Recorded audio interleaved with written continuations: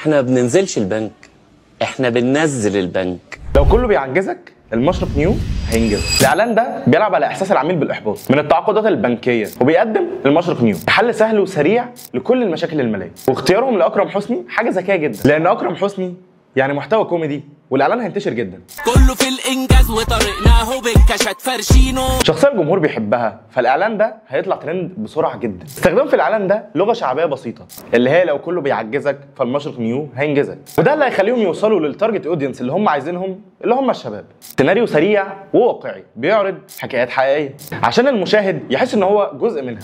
احنا دوسنا وهوبا طرنا فوق، ايوه فوق. السي تي اي واضح جدا ومباشر. حمل التطبيق وافتح حسابك بدون حد ادنى، مفيش لف ودوران، فالعميل هيعرف يعمل ايه على طول. من ضمن الالعاب التسويقيه الذكيه في الاعلان كانت تكرار فكره هينجزك.